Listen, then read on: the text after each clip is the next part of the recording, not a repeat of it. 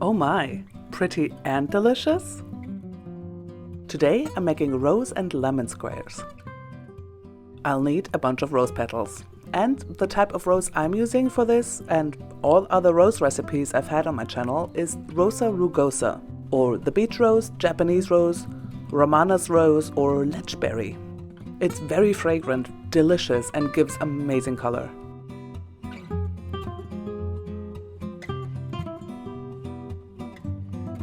If you're using bought roses, make sure they are food safe, since cut flowers for floral arrangements are absolutely drenched in pesticides and should therefore not be ingested. Back to the kitchen.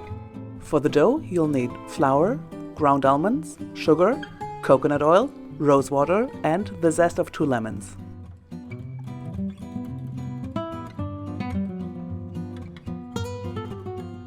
I'm making things easier on myself by melting the coconut oil on very low heat so it doesn't get too hot. Low and slow.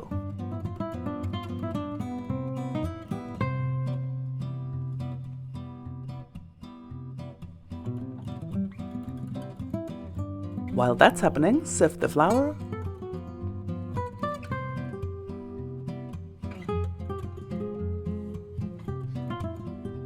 add the almonds and the sugar,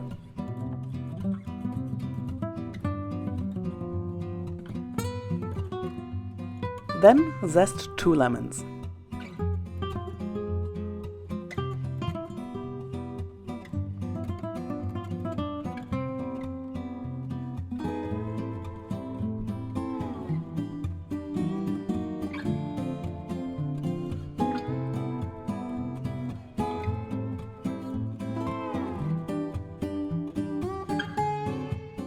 Add the melted coconut oil and stir to combine.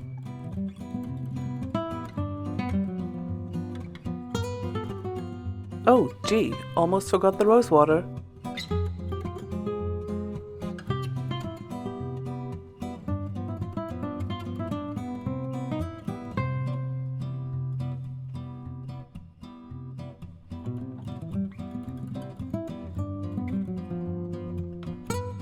Once a dough forms, knead it for a few minutes.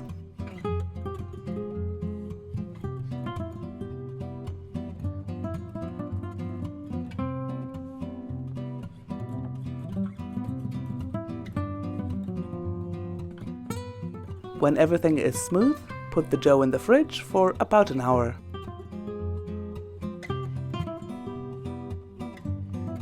I collected rose petals over a few days and kept them in the freezer. So I'm taking them out now to thaw.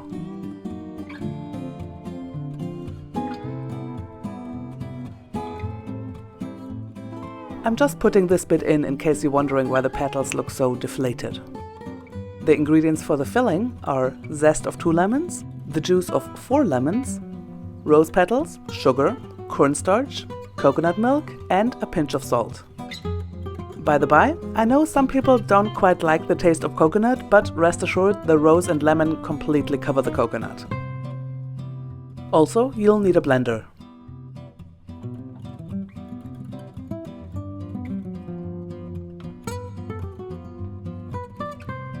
Open up the coconut milk.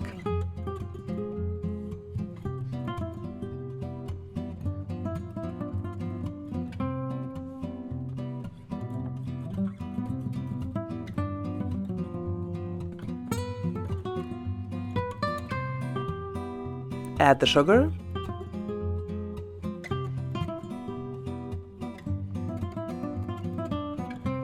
Add the rose petals.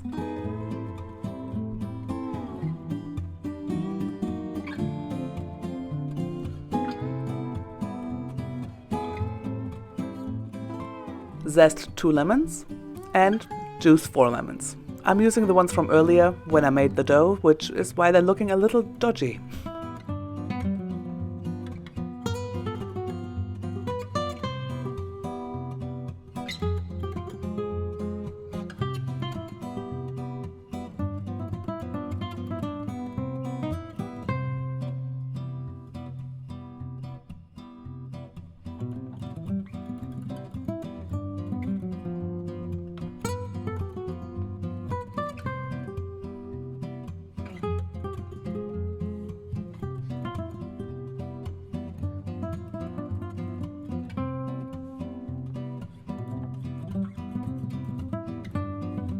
Now mix the cornstarch with 50 ml of water to dissolve it.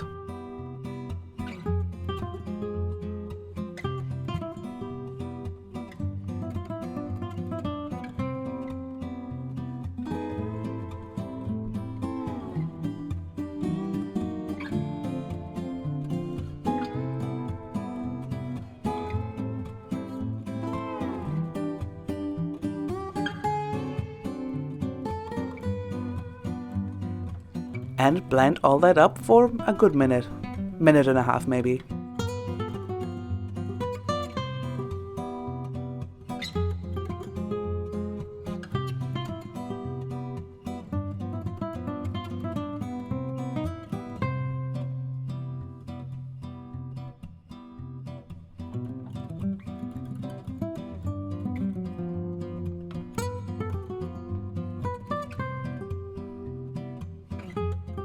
Decant the mix into a pot and pass it through a sieve on the way.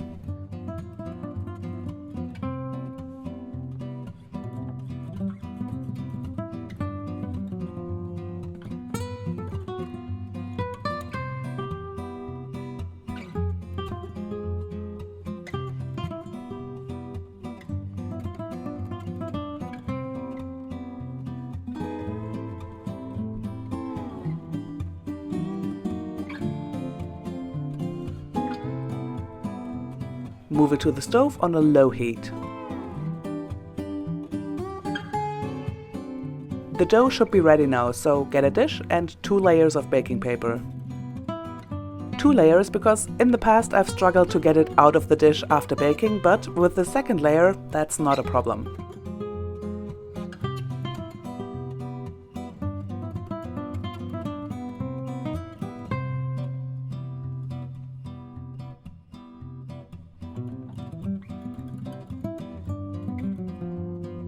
Get the dough from the fridge and push it into the bottom of the dish. Getting it into the corner is sometimes a little bit of a pain, but I believe in you, you can do it.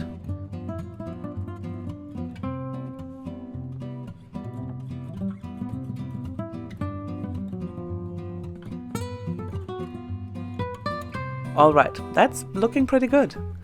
Now bake at 150 degrees Celsius for 15 minutes. As the filling heats up, start stirring constantly because the cornstarch browns quite easily and so that would ruin the color. The flavor would be fine, so if it happens, carry on, it will be delicious, but for the color, keep it moving.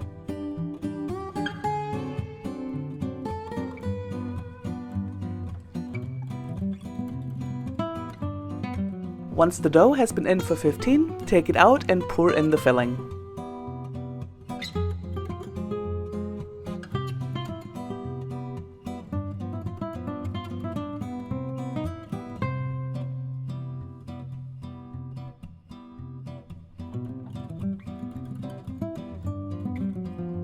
And put it back in the oven for 30 minutes.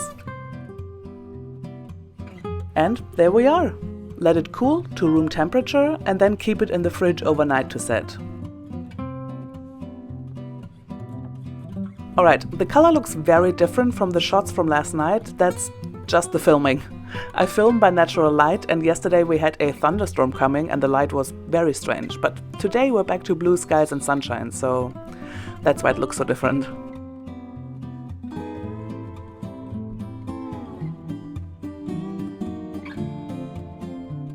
Anyways, that looks all set, and all that's left to do is to cut them into squares, which I'm doing now.